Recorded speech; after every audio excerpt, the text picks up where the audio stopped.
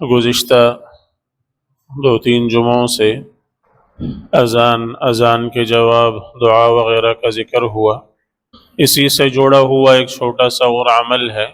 اسے بھی ساتھ میں ذکر کر دینا مناسب معلوم ہوتا ہے، اور وہ عمل مسجد کی صفائی کا ہے۔ اب اگرچہ اصل میں تو یہ دونوں آپس میں جڑے ہوئے اعمال نہیں ہیں، یہ دونوں الگ الگ ہیں۔ اذان ایک بالکل الگ عمل ہے جو ظاہر ہے کوئی ایک شخص ہی سر انجام دے سکتا ہے، اور مسجد کی صفائی کا عمل ایسا ہے کہ وہ ہر مسلمان کے کرنے کا ہے، ہر مسلمان کو سر انجام دینے کا ہے۔ لیکن چونکہ ہمارے معاشرے میں، ہمارے عرف میں یہ دونوں آپس میں جڑے ہوئے ہیں کہ عام طور پر اذان کا عمل جس شخص کا ہے وہی گویا مسجد کی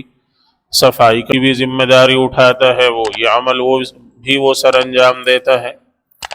تو اس اعتبار سے وہ عمل آپس میں گویا جڑے ہوئے اور آپس میں ایک دوسرے کے ساتھ ملے ہوئے ہیں۔ تو اس لیے اس سے متعلق کچھ احادیث آپ صلی اللہ علیہ وسلم کی عرض کر دینا مناسب ہے۔ صحیح بخاری، مسلم وغیرہ کی روایت ہے، سیدنا ابو ہریرہ رضی اللہ تعالی عنہ فرماتے ہیں کہ ان امرأة سوداء كانت تقم المسجد، کہ ایک سیاہ فام خاتون تھی، ایک عورت جو بالکل کالی حبشی عورت تھی، اور وہ مسجد نبوی کی صفائی کیا کرتی تھی۔ ہمیشہ گویا اس کا ایک شوق تھا، اس کا ایک جذبہ تھا کہ وہ آتی تھی، دیکھتی تھی کہ مسجد میں کوئی کچرا ادھر ادھر پڑا ہوا ہے تو وہ اٹھا کر اس کو نکال کر مسجد صاف کر دیا کرتی تھی۔ تو ففقدها رسول اللہ صلی اللہ علیہ وسلم فسأل عنها بعد ایام، رسول اللہ صلی اللہ علیہ وسلم کو کئی دن وہ نظر نہیں آئی۔ ایک دن آپ آئے تو دیکھا کہ نہیں ہے، دوسرے دن آئے دیکھا نہیں ہے، تیسرے دن آئے دیکھا نہیں ہے، تو آپ نے پوچھا۔ وہ ایک خاتون ہوتی تھی، وہ ایک سیاہ فام، ایک حبشی، ایک حبشن، ایک کالی کلوٹی وہ تھی، یہاں نظر آتی تھی اور مسجد کو صاف کیا کرتی تھی، کہاں گئی وہ؟ تو لوگوں نے بتایا کہ یا رسول اللہ انہا ماتت، اس کا تو انتقال ہو گیا ہے،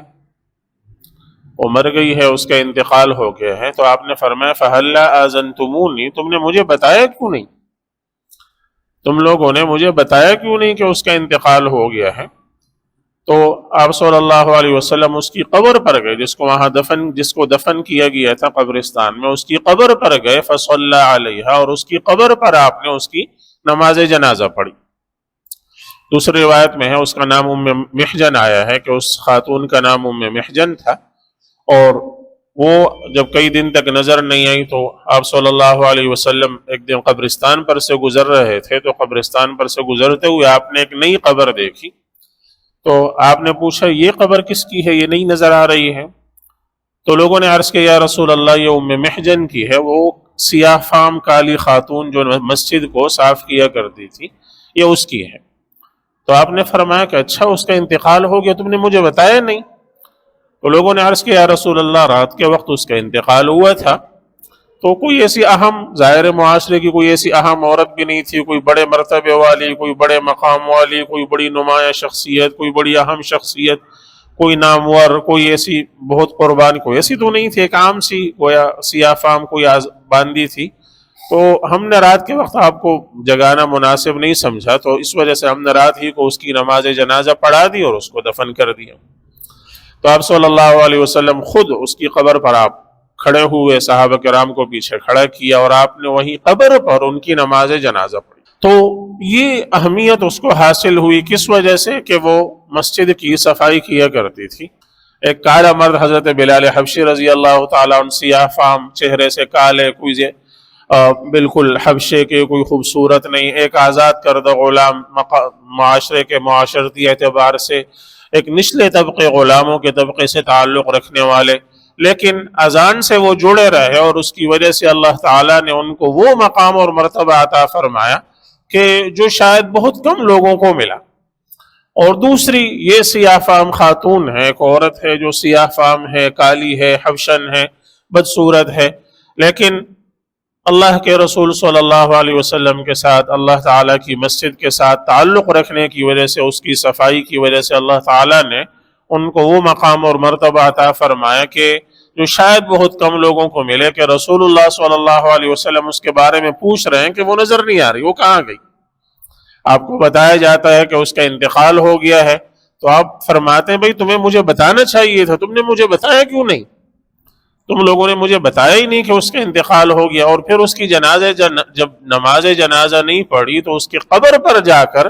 آپ صلی اللہ علیہ وسلم اس کی نماز جنازہ ادا فرماتے ہیں۔ تو یہ مرتبہ ان کو ملا اس مسجد کی صفائی کی وجہ سے، اور یہ معمولی عمل نہیں ہے۔ قرآن کریم نے حضرت ابراہیم و اسماعیل علیہ السلام کا جہاں ذکر کیا بیت اللہ کی تعمیر وغیرہ کا، تو وہاں حضرت ابراہیم علیہ السلام کس مقام اور مرتبے کے آدمی ہیں، اور ان کے بیٹے اسماعیل علیہ السلام دونوں اللہ تعالیٰ کے جلیل القدر نبی، بہت بڑے مقام اور مرتبے والے، بہت اونچے اور نمایاں شخصیات، انبیاء میں بھی بہت نمایاں ہستیاں ہیں۔ ان کے بارے میں اللہ تعالیٰ فرماتے جب ان کو ہم نے احکام دیے تو ان سے ہم نے کہا وَعَهِدْنَا إِلَىٰ إِبْرَاهِيمَ وَإِسْمَاعِيلَ أَن طَهِّرَا بَيْتِيَ لِلطَّائِفِينَ وَالْعَاكِفِينَ وَالرُّكَّعِ السُّجُودِ۔ ہم نے ان کو یہ حکم دیا، ہم نے ان سے یہ کہا کہ ہمارے گھر کو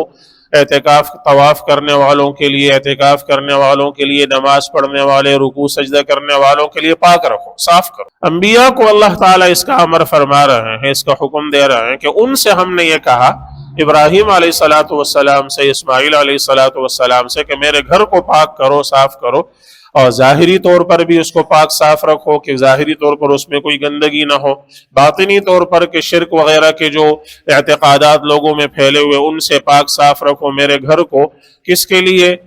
اللہ تعالیٰ کی عبادت کرنے والوں کے لیے، طواف کرنے والے جو اللہ کے لیے اللہ کے گھر کا طواف کرتے ہیں، اعتکاف کرنے والے جو اللہ تعالیٰ کے لیے مسجد میں اعتکاف کرتے ہیں، رکوع سجدہ کرنے والے، نماز پڑھنے والے جو اللہ کے لیے آ کر رکوع سجدہ کرتے ہیں، ان انبیاء سے ہم نے یہ کہا کہ تم ہمارے گھر کو صاف رکھو۔ تو یہ معمولی عمل نہیں ہے اور یہ چھوٹا عمل نہیں ہے۔ یہ حدیث تو آپ نے بار بار سنی ہوں گی کہ آپ صلی اللہ علیہ وسلم نے فرمایا من بنا للہ مسجدا بن اللہ لہ بیتا فی الجنہ، جو آدمی اللہ کے لیے مسجد بناتا ہے اللہ تعالیٰ اس کے لیے جنت میں گھر بناتے ہیں۔ لیکن ابن ماجہ میں یہ حدیث بھی ہے کہ آپ صلی اللہ علیہ وسلم نے فرمایا کہ من اخرج القمامۃ من المسجد بن اللہ لہ بیتا فی الجنہ، جو آدمی مسجد سے کچھ کچرا، کوئی گندگی اٹھا کر باہر پھینک دیتا ہے، اللہ اس کے لیے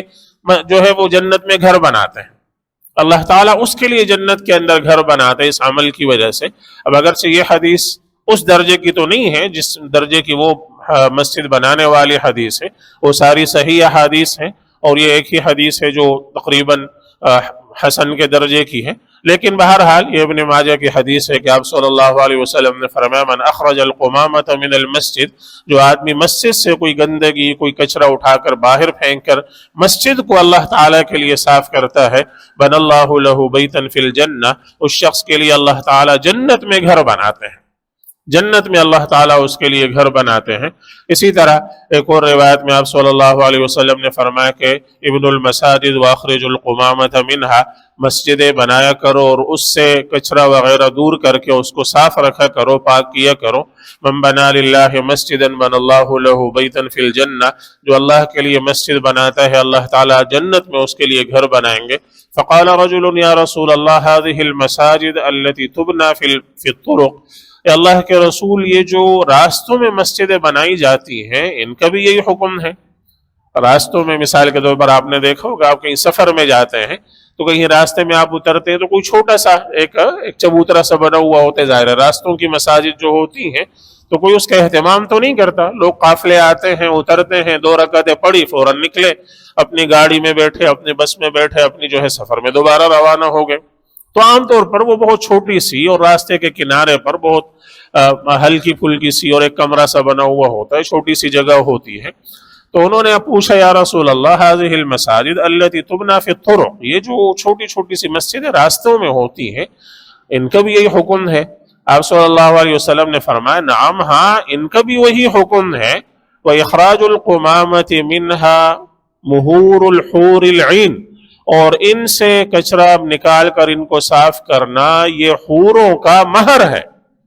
یعنی دنیا میں آپ کسی عورت سے شادی کرنا چاہتے ہیں تو نکاح کے لیے آپ مہر ادا کرتے ہیں، تو حوروں کا مہر جو آپ ادا کریں گے یہ ان کا مہر ہے، یہ عمل آپ کو وہاں تک پہنچاتا ہے،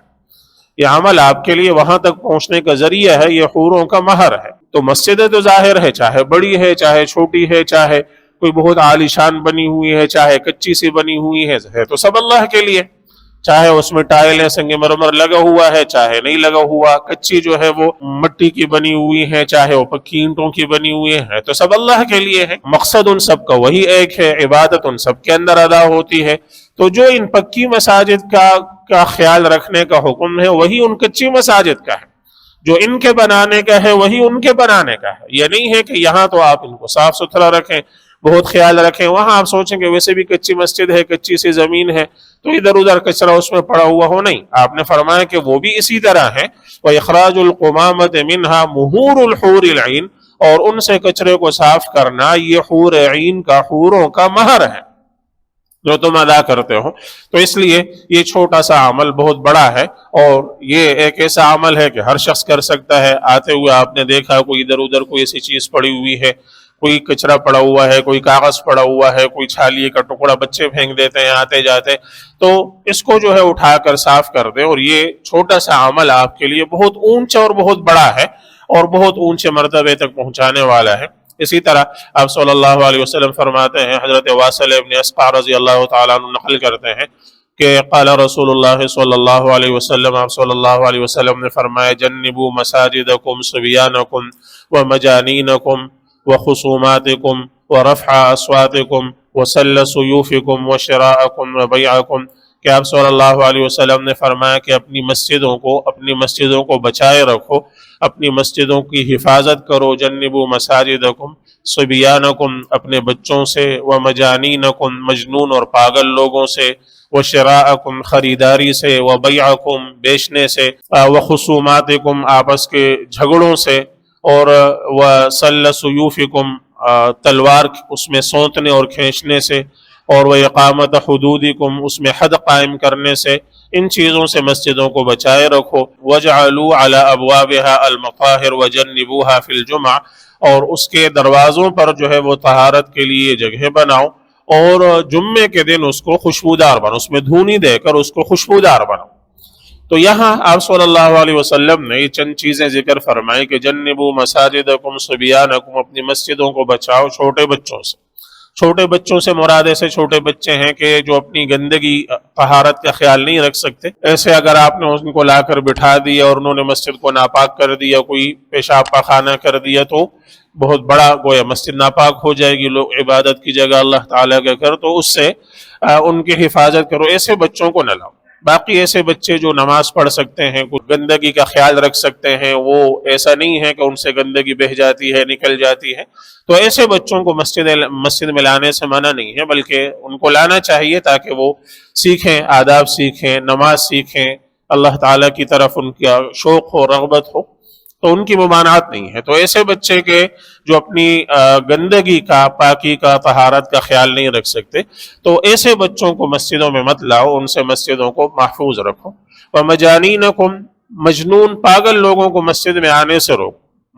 اس لیے کہ وہ بھی ظاہر ہے حکم میں بچوں ہی کی طرح ہیں کہ نہ اپنی طہارت کا ان کو پتہ ہے، نہ جسم کی پاکی ناپاکی کا پتہ ہے، نہ ظاہر ہے، کبھی بھی ان سے کچھ بھی ہو سکتا ہے، تو لہٰذا ان کو وہ مسجد کے آداب سے واقف نہیں ہے، ان کو دور رکھو مسجدوں سے۔ وَشِرَاءَكُمْ وَبَيْعَكُمْ خرید و فروخت کے معاملے سے مسجدوں کو پاک رکھو، خرید و فروخت کا معاملہ مسجدوں کے اندر مت کرو، یہ دنیا کا کام ہے، مسجد اس کے لیے نہیں ہے، لہٰذا اس وجہ سے مسجدوں کے اندر خرید و فروخت کا معاملہ مت کرو، اس کو مسجد سے باہر رکھو۔ اور اس کے علاوہ آپ صلی اللہ علیہ وسلم نے فرمایا وَشِرَاءَكُمْ وَبَيْعَكُمْ خرید و فروخت کے معاملات سے، وَخُصُومَاتِكُمْ اپنی خصومتیں اور جھگڑے مسجدوں کے اندر مت کرو، یہ نمٹاؤ مسجدوں سے باہر۔ یہاں آ کر وَرَفْعَ أَصْوَاتِكُمْ اس سے ملے ہوا دوسرا اپنی آوازوں کو اونچا کرنا، اس سے مسجدوں کو بچاؤ۔ یہاں ذرا سی بات ہو گئی تو ایک دوسرے پر چیخ رہا ہے، دوسرا اس پر چیخ رہا ہے، اور ایک جو ہے یہاں سے آواز بلند کر رہا ہے، دوسرا وہاں سے آواز بلند کر رہا ہے، تو مسجد میں شور کرنا صریح ناجائز ہے، اس سے اجتناب کرنا لازم ہے، اس سے بچو۔ خصومتیں، جھگڑے مسجدوں کے اندر مت نمٹاؤ، جو کچھ ہے وہ باہر جا کر نمٹاؤ، مسجد کے اندر نہ جھگڑے کرو، نہ یہاں آوازیں اونچی کرو، نہ ایک دوسرے پر چیخو چلاؤ، یہاں بالکل سکون اور خاموشی سے آؤ، اللہ تعالیٰ کی عبادت کے لیے آؤ، اور اللہ تعالیٰ کی عبادت کر کے خاموشی سے، سکون سے، سکوت سے یہاں سے نکل جو ہے وہ آوازیں اونچے کرنے، آپس میں ایک دوسرے سے جھگڑنے سے، ان چیزوں سے اجتناب کرو۔ وَإِقَامَةَ حُدُودِكُمْ وَسَلَّ سُيُوفِكُمْ اسی طرح مسجد میں حد قائم کرنے سے، بچو، یہ تو ایک قاضی کا شرعی معاملہ ہے، اس کو الگ رکھ دیتے ہیں نہ۔ اور اسی طرح جو ہے وہ تلوار سونتنا، یعنی مسجد میں کوئی چھری، کوئی چاقو، کوئی ایسی چیز کہ جس سے دوسرے کے زخمی ہونے کا، دوسرے کے تکلیف پہنچنے کا اندیشہ ہو، تو اس سے اجتناب کرو، اس کو مسجد سے محفوظ رکھو، یہ کام مسجد کے اندر مت کرو۔ اور پھر آپ صلی اللہ علیہ وسلم نے فرمایا کہ مسجد کے دروازوں پر طہارت کے لیے، وضو وغیرہ کے لیے جگہ بناؤ، تاکہ آنے والوں کے لیے، کوئی ایسا آدمی جو مسافر ہے جس کا گھر یہاں نہیں ہے، تو اس کے لیے وضو وغیرہ کی جگہ میسر ہو۔ اور وَجَمِّرُوهَا فِي الْجُمْعَةِ، جمعے کے دن اس کو دھونی دے کر خوشبودار بناؤ، چونکہ بڑا مجمع ہوتا ہے اور زیادہ لوگ ہوتے ہیں، تو اس میں خوشبو پھیلاؤ، تاکہ جو ہے وہ بہت سے لوگ شاید باہر سے یا دور سے آئے تو پسینے کی بو ہو، یا ویسے بھی جہاں زیادہ مجمع ہو، زیادہ انسان ہو، جمع ہو، تو اس کی وجہ سے ایک سانسوں کا ایک حبس سا جیسا ہو جاتا ہے، تو اس سے کی وجہ سے جو ہے وہ مسجد میں خوشبو کا اہتمام کرو، تاکہ مسجد کے اندر کسی طرح کی بدبو نہ پھیلے۔ تو ان چیزوں کی آپ صلی اللہ علیہ وسلم نے تعلیم اور تلقین فرمائی ہے۔ اس کی کچھ مزید احادیث ہیں، کچھ اور وضاحت ہیں، انشاءاللہ اس کو آگے ذکر کریں گے۔ اللہ تعالی ہم سب کو آپ صلی اللہ علیہ وسلم کی تعلیمات پر عمل کرنے کی توفیق عطا فرمائے۔